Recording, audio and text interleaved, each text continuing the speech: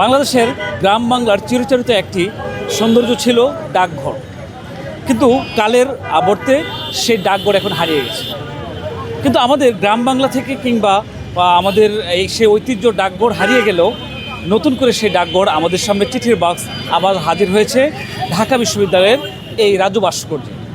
রাজু ভাস্কর্যের সামনে আপনারা দেখছেন যে চিঠির বক্সটি দেখা যাচ্ছে। এই চিঠির বক্সে জুলাই বিপ্লবে যারা শহীদ হয়েছেন এই গণঅভ্যুত্থানে, সেই শহীদদের লিখে যাওয়া সেই স্মৃতিচারণগুলি চিঠি আকারে এখানে রাখা হয়েছে এবং শহীদরা তাদের আপন আপন গন্তব্য থেকে নিজের জন্য, নিজের প্রিয়জনের জন্য যে চিঠিগুলি রেখে গিয়েছিলেন সেই চিঠিগুলিকে এখানে সংরক্ষিত হয়েছে। আমরা দেখছি যে এখানে একজন এই চিঠিগুলি পড়ছেন, আমরা তার সাথে কথা বলার চেষ্টা করব এবং এই চিঠির প্রাসঙ্গিকতাগুলি সম্পর্কে জানার চেষ্টা করব। বাংলাদেশে তো আসলে এখন চিঠি বন্ধ হয়ে গেছে, তো এই যে ব্যতিক্রমী জুলাই শহীদদের চিঠিগুলি নিয়ে এই বক্সটা এখানে রাখা হয়েছে এবং এটাকে কীভাবে দেখছেন? আসলে এটা তো একটা চিঠি না, এটা একটা দলিল, ঠিক আছে? এটা চিঠি বললে ভুল হবে, এটা মনের একটা আবেগ মাখানো কতগুলি লেখা আছে এখানে, যা তারা মৃত্যুর আগে তার মা বাবাকে বলে গেছে। সেই কথাগুলোই আজকে এখানে চিঠির আকারে এখানেও আপনারা তুলে ধরছেন। এটা আপনারা যে না পড়বে সে বুঝবে না যে আসলে তারা কি বলে যেতে চেয়েছে। এটা আমার তো মনে হতেছে এতে রক্তে মাখা একটা চিঠি এটা। হ্যাঁ, আপনি তাদের আবেগ যে কত, তারা যে কী বলতে চেয়েছে এটা সাধারণ জনগণ যারা রাজনীতিবিদ যারা তারা বুঝবে না। আমি শুধু এই চিঠিটা পড়ে এটুকু বলতে চাই যে আপনারা শহীদদের প্রতি একটু সহনশীল হবেন, তাদের ফ্যামিলির প্রতি তাদের যথাযথ মর্যাদা দিবেন, তাদের নিয়ে বাজে মন্তব্য করবেন না। তারা যদি আজকে জুলাই যদি না আসতো, দেশ স্বাধীন হতো না। আর যদি দেশ স্বাধীন না হতো তারা যা দেশে আসতে পারতো না।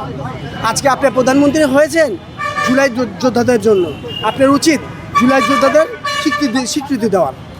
এই যে জুলাইয়ের শহীদদের চিঠিগুলিতে আমরা জানি বহু শহীদ আছে যারা নিজের মার জন্য মাকে উদ্দেশ্য করে, পরিবারকে উদ্দেশ্য করে একটা চিঠি লিখেই, কারণ সে জানতো যে হয়তো সে বুলেটের সামনে থেকে আবার ফিরে নাও আসতে পারে। রাজপথে যে আন্দোলনের সময় যেই গুলি ছোড়া হয়েছে সে বুলেটের আঘাতে হয়তো সে ক্ষতবিক্ষত হবে, এমন আকাঙ্ক্ষা থেকে, এমন জানা থেকে, কিংবা শহীদ হওয়ার যে আকাঙ্ক্ষা সেই জায়গা থেকে কিন্তু তারা এই চিঠিগুলি লিখেছে।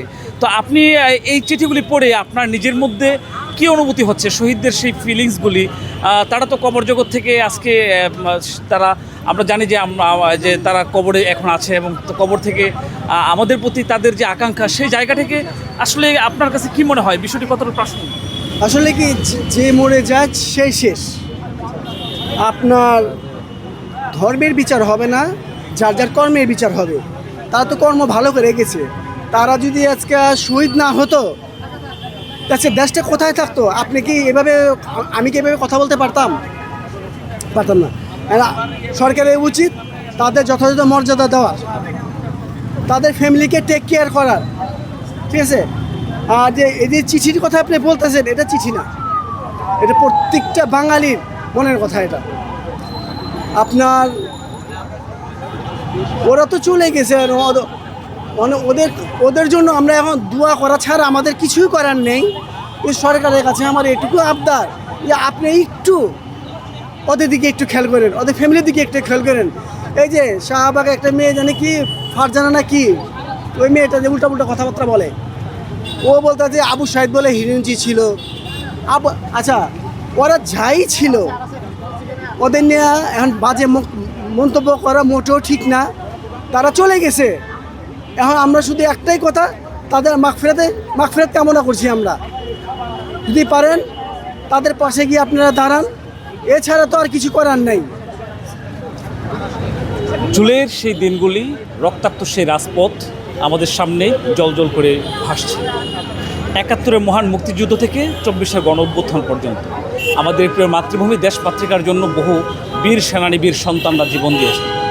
এই দেশটাকে একটি স্বাধীন সার্বভৌমত্ব সোনার বাংলাদেশ দেখার জন্য আকাঙ্ক্ষা নিয়ে তারা জীবন দিয়েছে। কিন্তু ৭১ থেকে ২৪ পর্যন্ত যারা জীবন দিয়েছেন তাদের জীবনের বিনিময়ে আমরা কি সত্যিকারের সেই প্রিয় মাতৃভূমিকে, যে দেশটা দেখার জন্য আকাঙ্ক্ষা নিয়ে তারা জীবন দিয়েছেন, সেই দেশকে রূপান্তর করতে পেরেছি? এটি এখন সাধারণ মানুষের প্রত্যাশা।